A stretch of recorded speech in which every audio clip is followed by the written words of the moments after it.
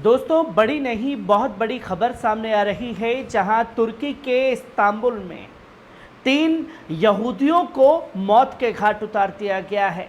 5 से ज़्यादा घायल हैं और ये ऐसे समय पर अंजाम दिया गया है जब इजराइल और तुर्की के बीच में टेंशन बनी हुई है। जहां तुर्की के इस्तांबुल में यह घटना सामने आई तो बुरी तरीके से बौखला चुका है इजराइल, जहां तमाम तरीके से अनाप शनाप बातें करता हुआ दिखाई दे रहा है और कह रहा है कि भाई इसमें हमें लगता है कि अरब देशों का हाथ है और अरब देशों ने के ही कहने पर जो है ये कदम तुर्की के इस्तांबुल में उठाया गया है। जहां तुर्की के राष्ट्रपति रसब तैयब अर्दोगान ने यह साफ तौर पर चिताया था इजराइल को कि जो कुछ भी वो गाजा के अंदर कर रहा है उसे वो रोकना चाहिए, वरना इसका अंजाम हर किसी को भुगतना पड़ेगा। जहां साफ तौर पर उन्होंने तमाम देशों का स्वागत किया जो फिलिस्तीन को खुले तौर पर समर्थन देते हुए दिखाई दे रहे हैं। और जब समर्थन दिया जा रहा है तो तमाम इजरायली मिनिस्टर हो, प्रधानमंत्री बेंजामिन नेतन्याहू हो, सरकारी अधिकारी हो, वो इतनी बुरी तरीके से बौखलाए हुए हैं कि सारी हदें पार कर दी गई हैं। अगर फिलिस्तीन को मान्यता मिल रही है तो ये इस्लाम विरोधी इजरायली हुकूमत जो है सिर्फ और सिर्फ इस्लाम के खिलाफ जहर उगलती हुई दिखाई दे रही है। वही इनके लोगों के जहन और दिमाग में बैठ चुका है, जो हर जगह इस्लाम के खिलाफ जहर उगलते हैं तो अंजाम इन्हें भुगतना पड़ जाता है। आप साफ तौर पर देख सकते हैं स्क्रीन पर कि किस तरीके से ये खबर सामने आई कि 3 इजरायलियों को मौत के घाट उतार दिया गया तुर्की के इस्तांबुल में, जहां 5 जो हैं वो घायल बताए जा रहे हैं। और ये बताया गया कि एक कैफ़े के अंदर जो है बैठे हुए थे, किसी चीज़ को लेकर के बहस हुई और वो बहस अचानक से मारपीट में बदली और देखते ही देखते गोलियां चल गई। और जब गोलियां चल गई, 3 इजरायली मारे गए तो ये एक मुद्दा बन गया और तमाम वेस्टर्न मीडिया जो है बौखला गया और ये कहने लगा कि साहब ये तो जो कुछ भी हुआ है यहूदियों के साथ में, इजरायलियों के साथ में, ये तो आतंकवाद है। ये आतंकवाद बर्दाश्त नहीं किया जा सकता। यहूदी विरोधी सोच जो है वो बर्दाश्त नहीं की जा सकती। पर वेस्टर्न मीडिया शायद ये भूल गया है कि वही इजराइल की आतंकी हुकूमत है जिसने गाजा के अंदर 40,000 से ज़्यादा लोगों को शहीद कर दिया है। जहां 3 लोगों का कत्ल हुआ तो वो बिलबिलाना शुरू हो गए। जब 40,000 लोगों का नरसंहार हो जाता है तो उस पर होठ सिल करके बैठ जाती है ये वेस्टर्न मीडिया, जिसकी खबर सामने आने के बाद इजराइल की फॉरेन मिनिस्टर द्वारा एक बयान सामने आया जिसमें ये देखने को मिला कि फॉरेन मिनिस्टर ने कहा कि हम इस घटना की इन्वेस्टिगेशन कराना चाहते हैं और हम ये ऑर्डर देते हैं अपने राजदूतों को कि वो इसकी पूरी तरीके से इन्वेस्टिगेशन कराएं, ताकि हमें ये पूरा डाउट है कि ये अरब मुल्कों के कहने पर तुर्की में इतनी बड़ी घटना को अंजाम दिया गया है।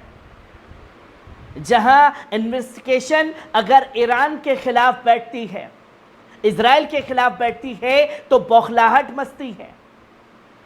और यही काम अगर किसी दूसरे मुल्क में घट जाता है तो वो यहूदी विरोधी सोच हो जाती है, जो ये बताने की कोशिश फॉरेन मिनिस्टर द्वारा की गई और ये कहा कि इसमें अरब देशों का इन्वॉल्वेशन है। इसी के चलते जो है इतनी बड़ी घटना को अंजाम दे दिया गया है। जहां तुर्की के प्रेसिडेंट ने कल ही ये साफ तौर पर दुनिया से अपील की थी कि फ़लस्तीन को आज़ाद फ़लस्तीन का दर्जा देने के लिए दुनिया को आगे आना होगा और दुनिया को ये कदम उठाने पड़ेंगे मजलूम फ़लस्तीनियों के लिए जो कुछ भी इजराइल गाज़ा के अंदर कर रहा है। और फिर ये भी कहा कि जो कुछ गाज़ा के अंदर है उसे सिर्फ और सिर्फ नरसंहार कहा जाएगा, क्योंकि इंटरनेशनल कोर्ट द्वारा जब ये कहा गया कि गाज़ा के अंदर जो है जेनोसाइड इजराइल कर रहा है उसे रोकना चाहिए, तो आप अमेरिका की बात करें, ब्रिटेन की बात करें, आप फ्रांस की बात करें, तमाम वेस्टर्न कंट्रीज वो खुल करके कहने लगी कि साहब देखिए कि ये चीज तो गलत हो रही है, आप इस तरीके से दर्जा नहीं दे सकते, ये तो आतंकवाद को बढ़ावा देने वाली बात हो जाएगी। पर यहां साफ तौर पर यह कहा गया कि गाजा के अंदर नरसंहार है। आप नरसंहार, अमेरिका इसे करार नहीं दे रहा, जहां देखते ही देखते 40,000 से ज्यादा लोगों को शहीद कर दिया गया है।